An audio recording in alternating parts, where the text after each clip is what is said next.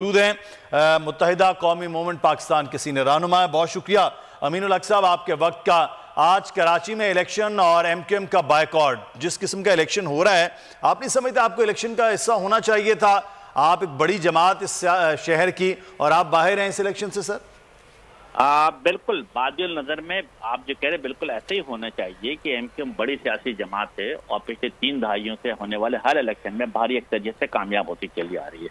लेकिन एमक्यूएम एक अवामी जमात भी है। एमक्यूएम अपने कारकुनान, अपने वोटर, अपने सपोर्टर की फीलिंग और उनकी सोच के साथ आगे बढ़ती है। मेरे कारकुनान, मेरे वोटर, सपोर्टर की क्या फीलिंग थी कि शहरी सिंध के अवाम को दीवार से लगाया जा रहा, जाली हल्का बंदियों को बुनियाद बनाकर मेरे जो आईनी कानूनी है कि 1 मैन 1 वोट वो हकूक तलब किए जा रहे हैं। मैं आपके सामने मिसाल रखता हूँ, कराची में तकरीबन 50 के करीब ऐसे हल्के हैं जहां पर 90,000, 87,000 और 85,000 के ऊपर एक यूसी चेयरमैन मंतखब किया जा रहा है। और उसी के पड़ोस के हल्के में जहाँ पे मेरे सियासी मुखालफिन की अक्सरियत है, वहां पे 25,000, 28,000, 30,000 वोटों पे यूसी चेयरमैन मंतखब किया जा रहा है। अब आप मुझे बताएं कि जब मेयर का इलेक्शन होने जाएगा, ये तमाम हजरात मंतखब होने के बाद काउंसिल में पहुंचेंगे तो 90,000 पे मेरे सियासी मुखालफन के 3 यूसी चेयरमैन होगा, मेरा 1 यूसी चेयरमैन होगा। तो 1 मैन 1 वोट जो आइन और कानून कहता है उसकी धज्जियां बिखेरी जा रही है। दूसरा बड़ी इंपॉर्टेंट बात है कि 90,000 के लिए भी यूसी को चेयरमैन को 5 लाख का डेवलपमेंट पैकेज दिया जाएगा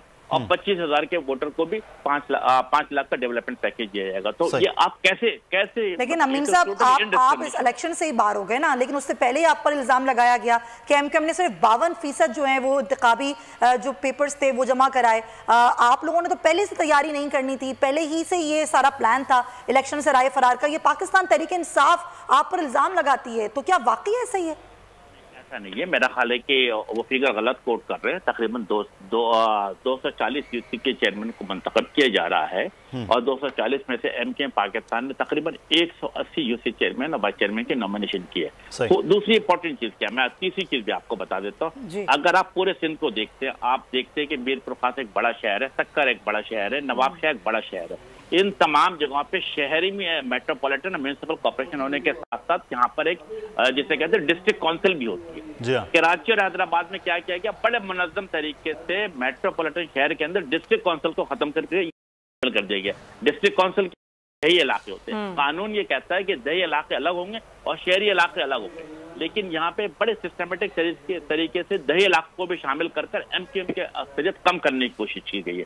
ये तमाम चीजें हम इलेक्शन कमीशन ऑफ पाकिस्तान में लेकर गए, हाई कोर्ट में लेकर गए और सुप्रीम कोर्ट में भी गए। सुप्रीम कोर्ट ने क्या कहा, हमारी प्ली को रिजेक्ट नहीं किया। उन्होंने कहा कि आप सिंध गवर्नमेंट के पास दोबारा जाए, उनके सामने बात रखे। हमने आईनी तरीकेकार के मुताबिक दोबारा सिंध गवर्नमेंट के सामने आए, उनके सामने तमाम चीजें रखी है।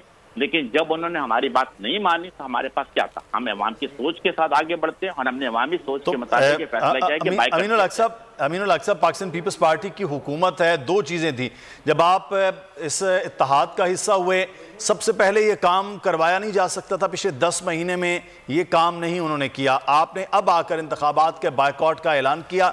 अब भी उनके पास एक ऑप्शन था कि वो ऑर्डिनेंस जारी कर देते, इलेक्शन आगे चला जाता, लेकिन उन्होंने ये भी नहीं किया।